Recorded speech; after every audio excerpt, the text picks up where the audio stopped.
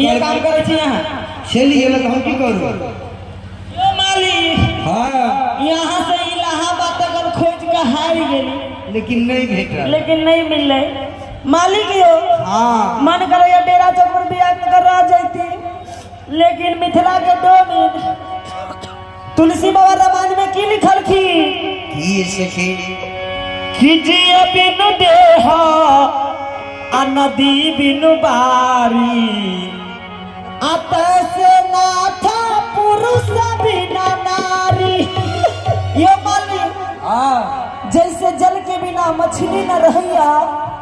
वैसे हम अपना डोम के बिना को न रहा तुलसी बाबा रामायण में फिर लिखल खिड़की एक ही धर्मा एक व्रत नेमा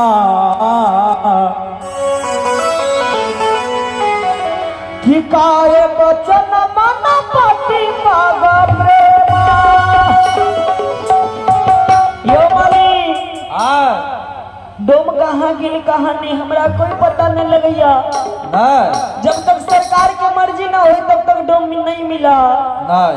आई कहाँ के लकी ये हो भेला डोमबा सलनमा होना